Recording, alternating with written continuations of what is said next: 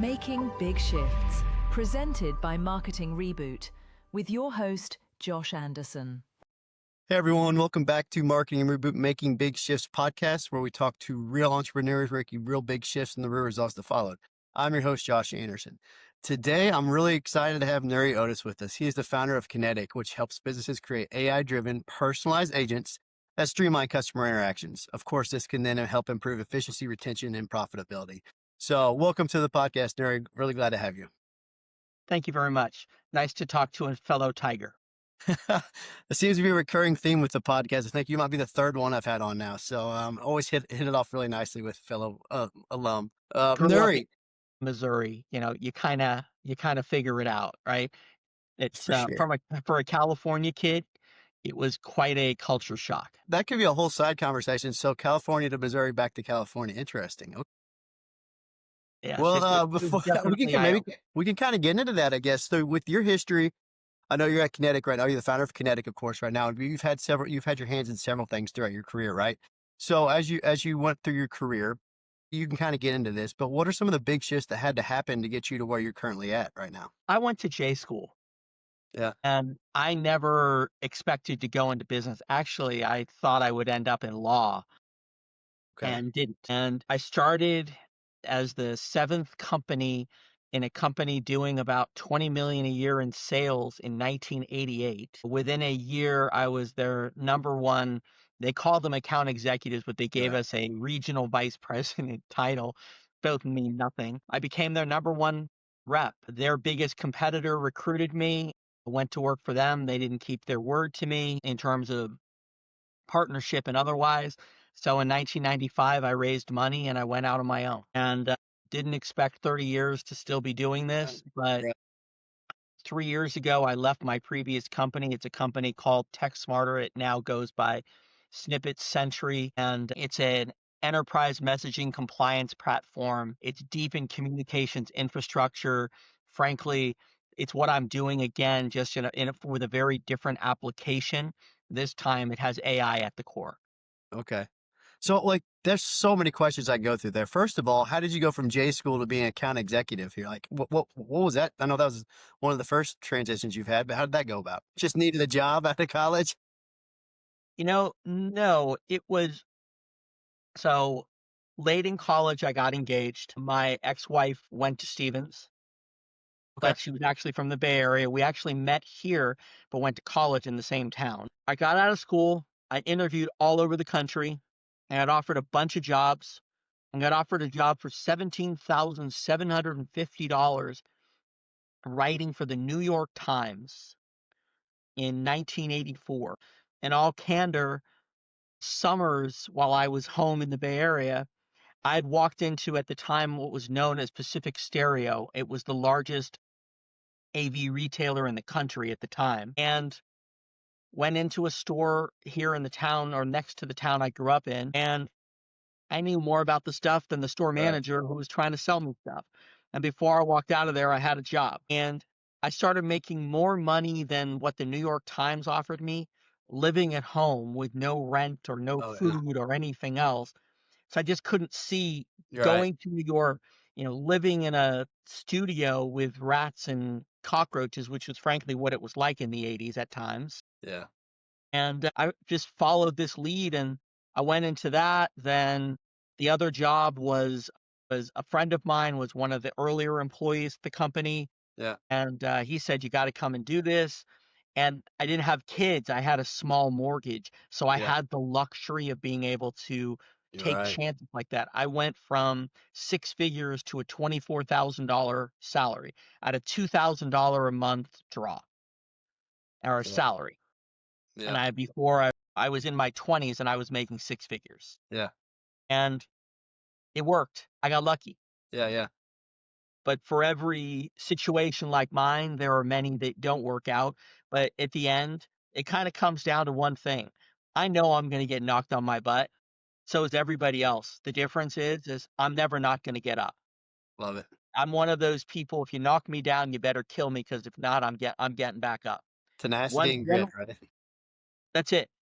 That's what I know. I've gone through easy times in life. I've gone through difficult times in life. You and I kind of touched on that when we met a few weeks ago. And it's life. And the thing about it is that life has a lot of choices and stuff like that. And I basically just choose to take the best out of every situation that exists. I love it. So many ways to go there. So as you started your first business and raising money for the first business, how did you know, this is a big choice, of course, how did you know what you wanted the business to be? So I had been in the liquidation business. We were liquidating troubled companies, and we did that in the form of large public auctions. So I was the guy for 30 years who stood up, blah, blah, blah, talk fast, talk fast, sold, like you see in the Mecum auctions on TV. And I knew I'd wanted to keep doing that, but I wanted to build something a la eBay. I Gotcha. knew that the future was online.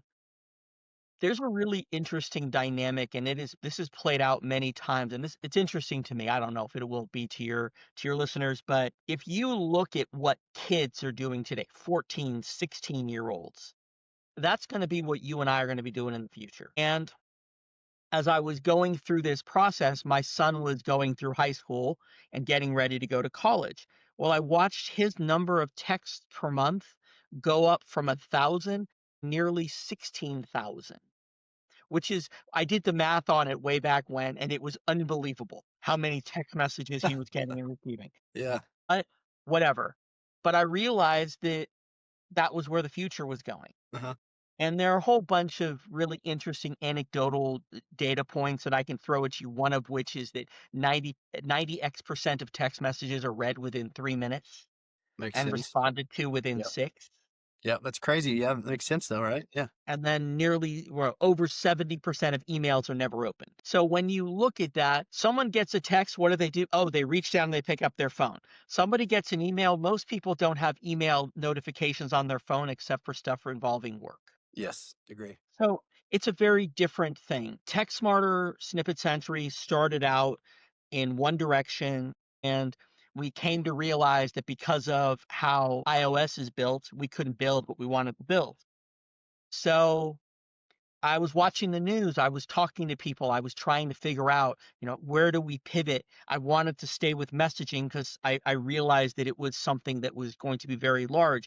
And it turned out I was right. I was just about a decade early because in the last few years, some of the largest financial institutions have faced hundreds of millions, if not billions, in sanctions. Yeah. And that right there is a big problem. And you still got this problem that exists. So what happened with Kinetic? Yeah. Started with Kinetic. The initial idea for Kinetic came from a close friend of mine that lives back east, and we had always wanted to work together. He was previously with JP Morgan Chase for about 25 years, and we decided to do something together. And we played around with a bunch of ideas, and we started with one, ended up on the phone with the worldwide CTO of one of the largest investment banks in the country, and he basically says, "Hey, Nuri, this is what we want. Can you build this?" And I laughed and I'm like, "Yeah, I can build it because I already did." And he loved what he saw. But the problem is that I just came out of a highly regulated and huge amount of oversight space, Yeah. and I didn't want to do that again. So what I did was I looked at this and I said, okay, where else can we apply this same type of technology, this same type of use case, which is a large volume of users and a big business? Well, that's when the luck that has exemplified my life came in. Got a phone call from a friend of mine that's a VC, used to work in the White House, and his next door neighbor is an executive with a large automobile seller. And we ended up on a very simple phone call, and Yeah. he told us what we wanted. And I'm like, wow, that actually solves all of the questions I have. It's a large market, it's not regulated, and it's one that we can use significantly. Hey, sorry to interrupt the podcast really quick. If you're getting value from making big shifts, please subscribe and tap the bell so you don't miss the next conversation. All right, appreciate it. And now back to the podcast. So we built it. and the response has been wonderful. That's But we had a really interesting turn of events, which yeah. was that I went to speak to the general manager of one of the luxury brand dealerships. It's part of one of the larger dealerships, and I'm specifically not mentioning names. One of the largest dealership groups in the country, maybe Okay. the world. I'm not sure. Anyhow, he said, Nuri, I love this. He goes, but you got a problem. And I said, what's that? He goes, does your mother text? And he knows my mother because she has bought a number of cars from them over the years. I'm like, mom doesn't know how to text. Yeah. And he goes, well, what's she going to do when she gets what sounds like an automated phone call from somebody? I'm like, well, I've taught her to hang up. And so he said, you got to do this in a way where you're addressing the needs of your customer. Does your customer text? Do they want to do email? Do they want to do voice? Do they want to do it via the website, or do they want to actually talk to somebody? Right. You need to give somebody all these choices. And although there are a lot of people doing what we built, they built things like this. One, they're going to have a very difficult time when they get to messaging, frankly, because I have 2 patents on it. Secondly, they're going to have difficulty because it is not an easy environment to figure out. It took us 7.5 years. Now, look, the technology has changed with AI and Yeah. everything else. It's not going to take anybody 7.5 years again. However, and they will figure it out if they haven't done so already. But that's going to bring a whole different set of problems to a lot of people, but we'll see. Yeah. But basically, where we are now is that Kinetic is getting ready to go live with our pilot customers in the first quarter of next year. We have some very large dealership groups that are participating, some that have nearly 20 rooftops. In the auto industry, a rooftop is basically a Ford dealership is a rooftop, a Chevy Right. dealership Okay. is a rooftop. Yeah. And that's that's what we've done. Yeah. This time of year, things slow down quite a bit, not for the auto industry, it goes crazy. So we basically have to sit through and just work on our technology and other things through the month of December. You really can't be selling much because, frankly, yesterday one of my friends from way back when called me as I was at the doctor, and he said, "You won't believe how busy we are," because he had some things we were working on together, and Yeah. basically said he goes, I can't get to this until after the first of the year. Like, I get it, I understand. Yeah. I came out of retail, I get it. Yeah. So, okay, that's so at the most granular high overview level, Kinetic essentially takes those options that people want, your text, your email, website, all the other ones you mentioned, and gives the customer the choice, and then therefore just streamlines the entire process by making it as simple as possible, as convenient as possible for the customer to ask questions, contact support, things like that. Correct. For That's okay. example, most of the time, tell me about your last auto service. How did you have to call the dealer? Did they send you something in the mail? Did you get a text message? How did it work? Last time you had the car service. Email. I get an email update, it says time to service your vehicle. Usually I'm on top of that anyway. So I will personally just call them and say, hey, I need an appointment. Yep. And then, So yeah. go ahead. And then I will get a text confirmation essentially. Right. So, So the last time I went to have my car serviced, it took 3 days and about 7 phone calls. They would call me. I would be on a Zoom. I would be on a phone call that I yeah, couldn't hang up with. Like everything else, we have to prioritize everything. totally. So our model, very simply, allows you to make an appointment any day of the week at any time of day or night, whether it's a holiday or not, in 5 or 6 text messages. Nice. It connects into DMS, dealer management systems, which is the software that the dealers use. It's basically their brain, Yeah. right? Or actually, it's their nervous system. It's not their brain. It's what connects everything. Yeah. And we connect into that. So if you go to your local Ford dealer or VW dealer and you say, "Hey, my Bronco needs a service," it's the system is going to know. If there are any manufacturer recalls, it's going Yeah. to advise you of those things. If you have anything imminent based on mileage, it's going to advise you of those things. It's a very proactive Mhm. process. The other thing that it does, which is very cool and works really well for the dealerships, is that it looks at the calendar and says, okay, it's 12:24 on Tuesday in California. We've got 3 open appointments on Thursday. So now let's be proactive and let's go out and fill those spots. Yeah. Because in California, the technicians, I don't know what they make, but it being one of the most expensive states in the country, it's I'm sure significant. Yeah. And if you've got a technician sitting around for an hour or 2 or 3, and that happens on a somewhat frequent basis, that's a significant drain on your Yeah. profit line. Totally. So the system then reaches out and says, "Hey, Josh, your Ford Bronco is based on the mileage that we see you use this. It's going to need an oil change in the next few weeks. Yeah. We have an appointment available on Thursday. If you'd like it, click 1. That's For doing yeah. this, we'll give you a free oil filter. We'll That's wash your car. We'll do right. whatever it is the dealer wants to do. If they want to offer pickup and drop off, they can do that. Basically, the system is bespoke, and depending upon brand, depending upon level of service, and a whole bunch of things that the dealer can consider, they can offer things to the customer so that they fill that Right. time.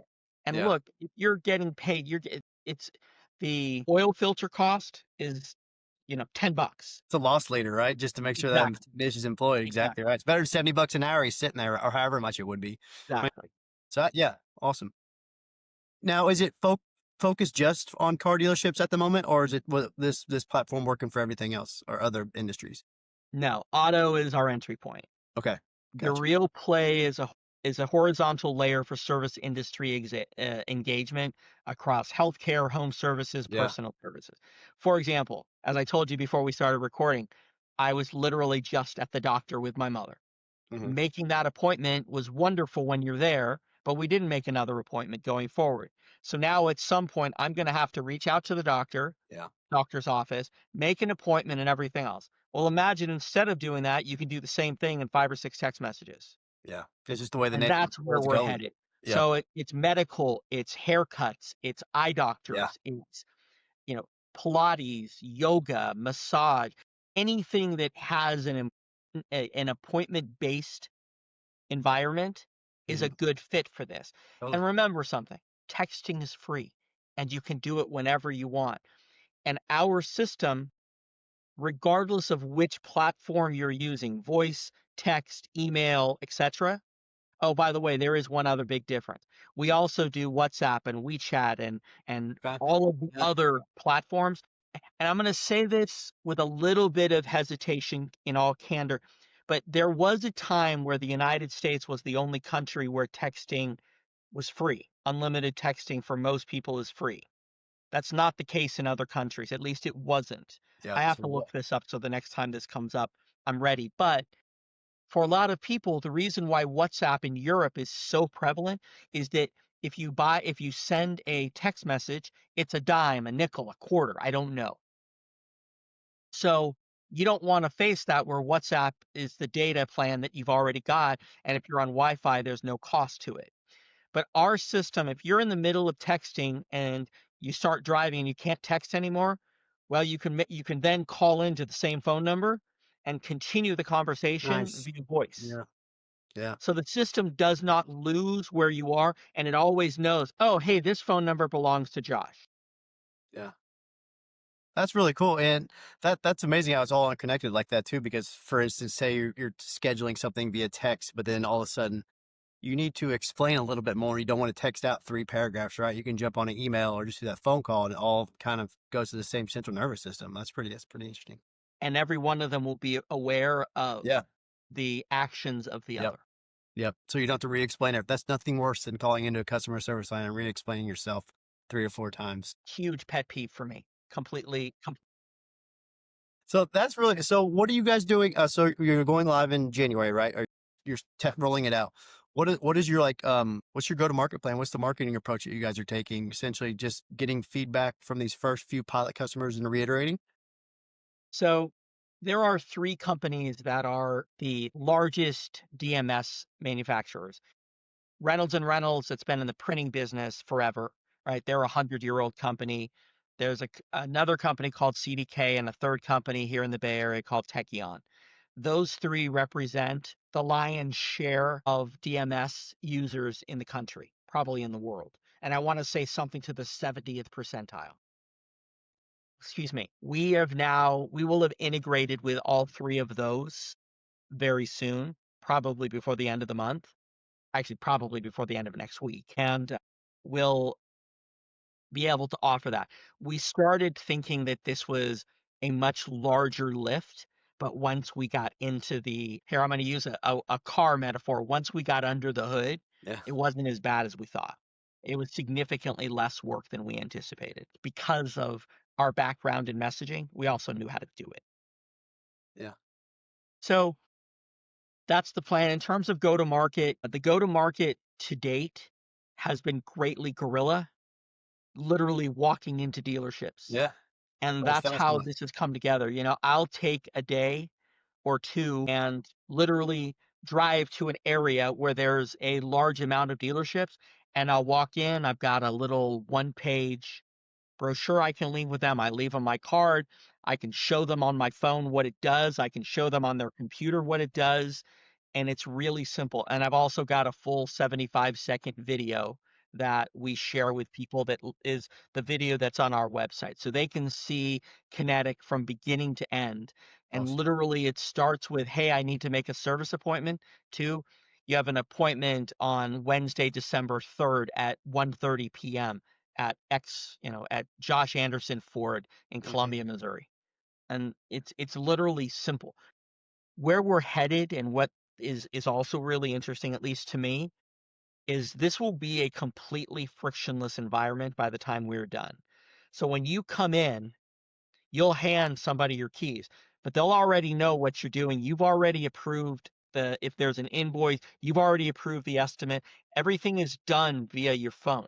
When you're done, all you do is somebody hands you a key because the payment's already been taken care of.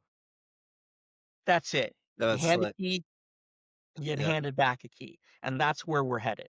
Yeah. This has got to be frictionless. Yeah. Super We streamlined. need to remove everything that puts time barriers in front of what is a greater hectic society. That's not a good phrase.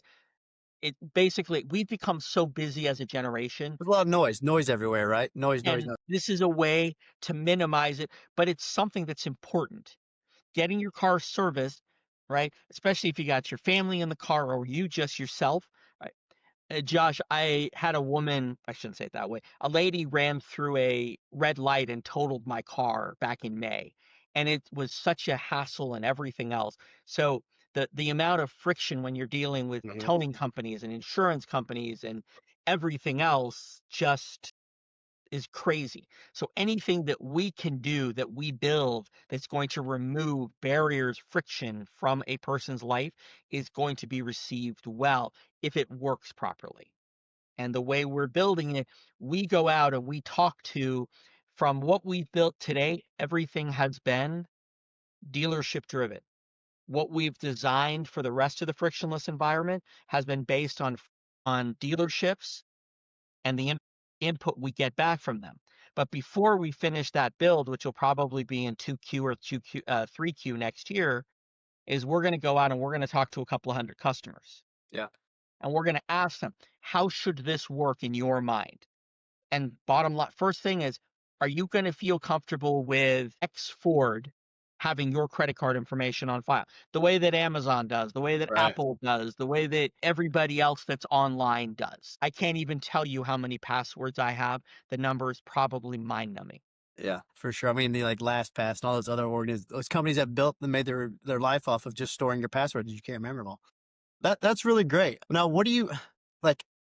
This could be another conversation too. But you've been developing for 7.5 years, right? What have you No, learned? no, that was in order. So we started Tech Smarter in 13 or 14. Okay. And it took us until sometime around the early 2020-ish Okay. before we came up with the technology necessary. Before that, quoting not Thomas Jefferson. Anyhow, I want to say Einstein, but that's not it.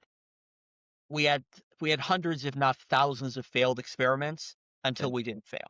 Yeah. Yeah. I think it's Edison, right? Who is it? I think it's Edison. It's Edison. Thank you. Yeah. It was Yeah. I had the light bulb, but I couldn't come up with the name. Oh, good. Yeah, that's Edison. Yeah. And That's what happened with us. Hundreds, Yeah. if not 1,000 failed experiments over a long period of time, Yeah. and then one day it worked. That goes And to your that's MO of what you do grit and for us. tenacity, right? That's just you. Just keep going. Josh, I don't know how to give up. You know, I tried to retire when I left TechSmarter. I left TechSmarter in 2022, and I had been talking to friends, advisors, investors for months before I left, 3, 4, 5 months, I don't recall. And I tried to retire. It wasn't for me. Wasn't in your I nature. was bored. I was going to end up weighing 350 pounds and needing a hip and knee replacement and everything else. And that's just not where I wanted to be with my life. Totally understand. That's amazing. So what, as we're getting close to wrapping up here, what advice would you give to somebody out there, whether they are to take the leap, start their first business, or think they're going to retire, then restart a new business? What advice would you give to those people? Well, I'm not much for giving advice. Yeah. What I'll say is this: if you believe in it, go for it. Owning your own business is at the same moment the most enjoyable thing you will ever do and the most frustrating thing you will ever do. You will question yourself daily. It will keep you up at night. These are all reasons to not do it. But when you sign that first customer, when you get that first positive, wow, that all that stress, all that worry, it doesn't go away, but it sure lessens. Yeah. And it's a wonderful time, and I've been through that multiple times. I've sold a couple of companies, and we'll see what happens with TechSmarter or Snippet Sentry. We don't know where that's going to go yet, but from what I understand, they're doing well, and on a day-to-day basis, I'm not involved Yeah. with. And that's it. So just don't give up, and do your research. And lastly, go out and talk to a bunch of people. Before we did TechSmarter, we talked to 600 compliance officers over a period of about 16 months all over the world. So we had give or take 600, well, let me rephrase that, hundreds of opinions as to how this should work. Yeah. Yeah. Well, and that it ended up making a great product for sure. Well, it tells you what the world wants. And if you're trying to sell something, people don't buy what they want.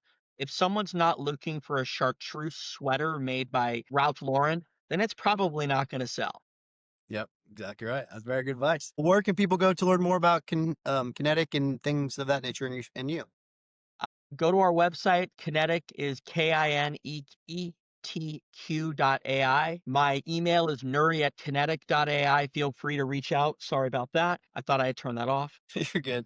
That's the best way to get in touch with me. I'm on LinkedIn. Send me a message or send me an email direct. If I wasn't so afraid, I would actually give you my phone number, but I'm afraid I'm going to get spammed to death, so I'm going to refrain from that one. I The don't other blame one you. will I don't. probably start. I don't blame you. No, no worries there. All right, Nuri. Well, I really do appreciate you coming on, sharing your advice, sharing your story. It's really amazing. So thanks a lot for coming on. My pleasure. Thank you. All right, guys, that's a wrap. Thanks for listening to Marketing Reboot, Making Big Shifts. I'm your host, Josh Anderson, founder of Marketing Reboot, where we help business leaders cut through the noise of their marketing. Please subscribe, and so you can learn more hard-won lessons straight from the founders. All right, have a good day. Thanks, guys. Hey, guys, thanks so much for listening to Making Big Shifts by Marketing Reboot. It would be a huge help to us if you subscribe to the channel and share this with somebody that you think needs it. Your support helps us continue to bring great guests on board and keep the conversation going. Have a great day. Thank you for listening to Making Big Shifts. Like, share, and follow for more. Join us next time on Making Big Shifts, presented by Marketing Reboot.